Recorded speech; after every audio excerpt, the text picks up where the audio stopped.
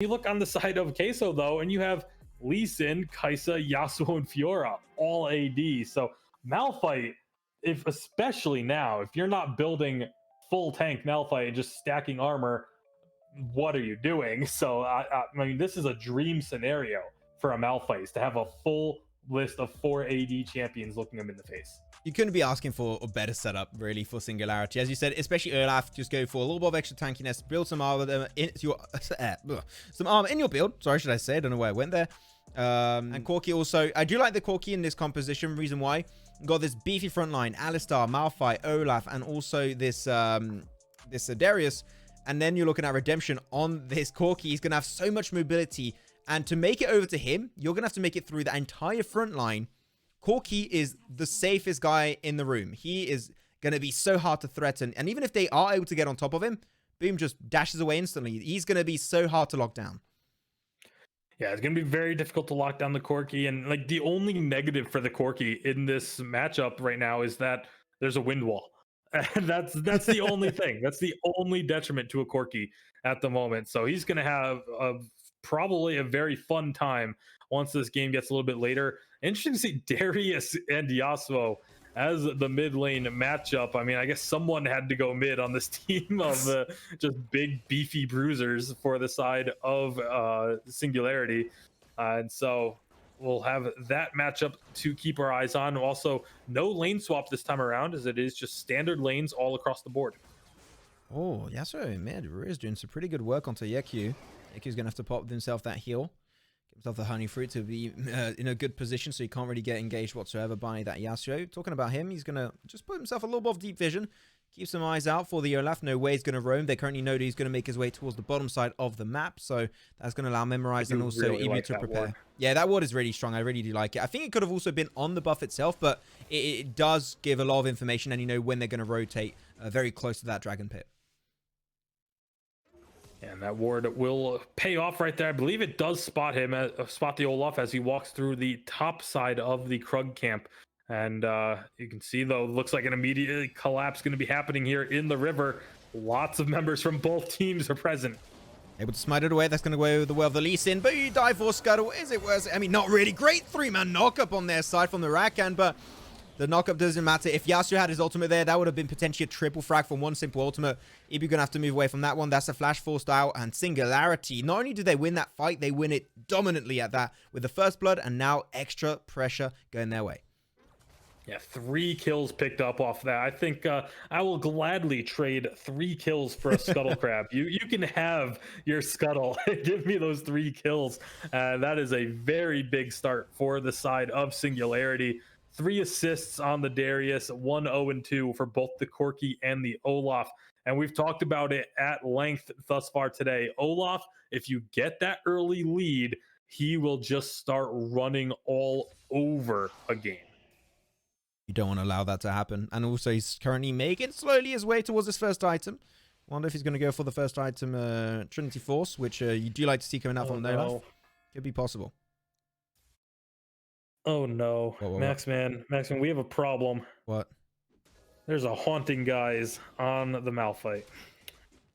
I wasn't even looking. Oh no, I wasn't even looking at the Malphite. I was just assuming he was going to go tank. I was not. I trusted him, and he broke my trust. Oh no.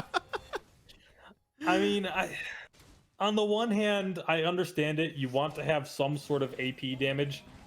But on the other hand, you're a Malphite against 4 ADs. Just stack your armor and laugh. Like, that's all you have to do in this game. But we'll see. I mean, obviously, he'll be able to do a ton of damage because he is going to be the only AP it's a damage squishy team in the game.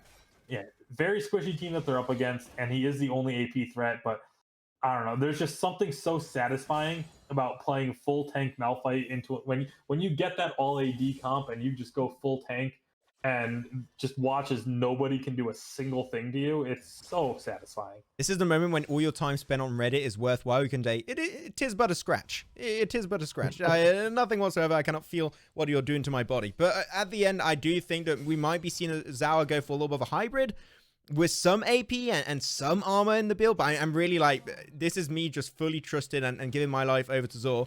As now to the top side, he actually misses the ultimate. Hey, what's the point of going AP if you can't even connect it, my dude? Exactly, none. Damn.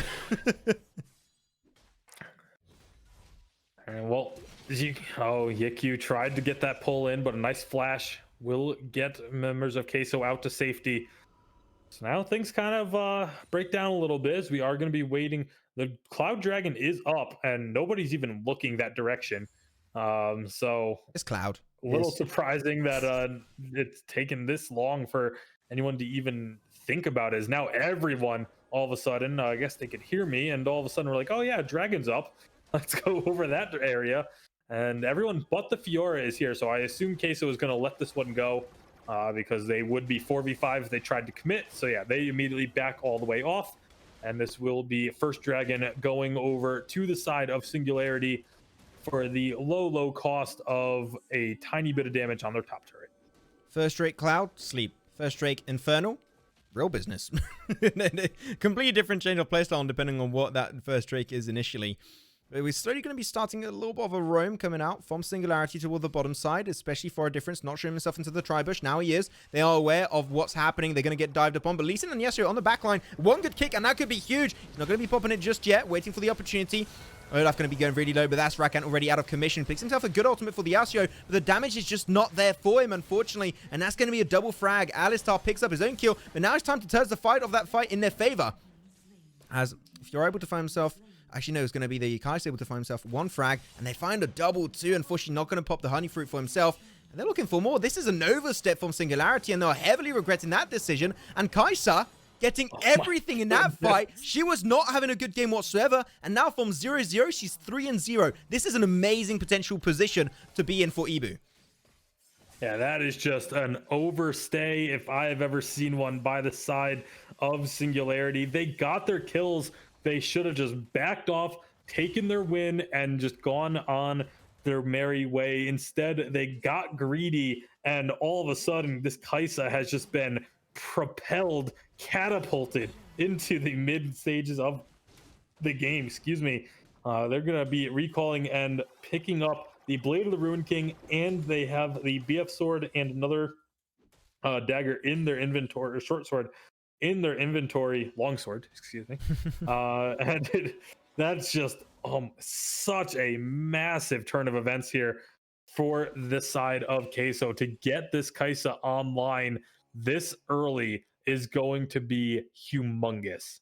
I don't think it's getting scary just yet. The reason why I'm also thinking that is you got still this Malphite, and you still got the CC combo that we mentioned many times that can come out from the Alistar and the Malphite, and the follow-up of the team on top of that, of course.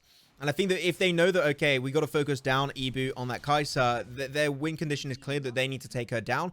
But we've seen so many times from Team Queso also that sometimes just not being able to follow up as a team. And if that synergy is not there, well, that's where things are going to be looking a little bit dicey. A race. Oh, yeah. A little bit of a race going on. That's they're going back. The bot lane turret getting destroyed by Singularity. They are going to be recalling, but with the Rift Herald assist on the top side, that's going to be Queso able to match without any difficulty, and they should get another charge off this Rift Herald.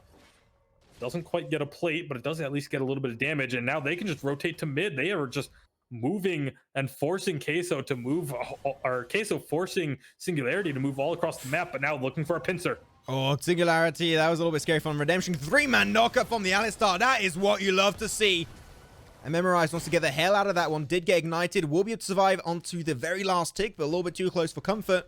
That turret is going to be falling down, crumbling to pieces. As the next Drake will be coming up very soon, is going to be an Ocean Drake. Currently, I know you guys can't see Drakes on the overlay. We'll get that fixed for the next stream, by the way, just in case you do not know. But the only Drake that's been picked up this game was a Cloud Drake, and it went in favor of Team Singularity. So they're holding on to that one. Get some good cooldown reduction, which is especially really helpful for the Olaf and the Malphite also, to go for those potential engages on a way more regular basis. But this one is now after a little bit of a slow start on for the next Drake. We're going to have some vision slowly getting picked up by your wonderful, I do believe. As in the top side, Fiora's going to try and take a 1 versus Malphite versus Zor. The repost comes out. Will not be able to hit the CC just yet. So Zor's going to have to be very respectful, and mainly because he has no AD. He doesn't have any right now. So he's not able to just tank up the Fiora whatsoever. Yeah, the only armor that's been built... Oh, actually, hold on.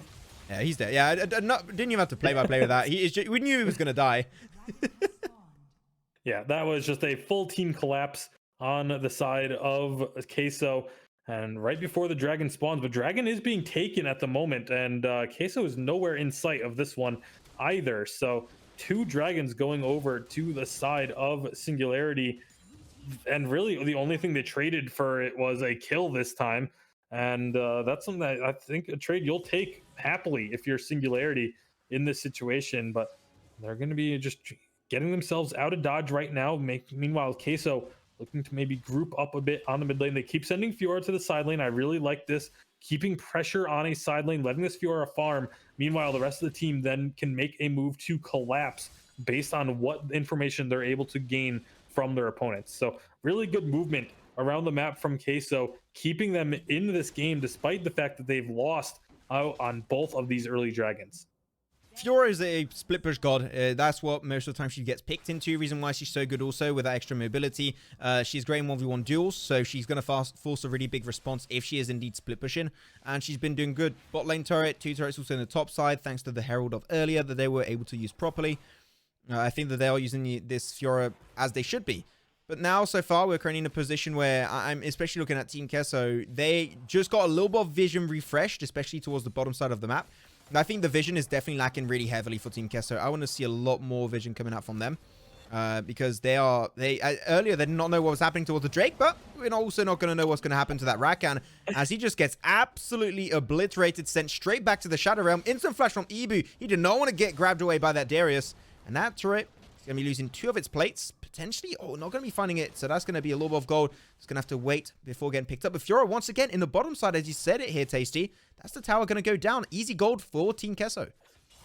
Yeah, but it is leaving the rest of the team in a 3-on-5 situation. And there goes Singularity diving on in.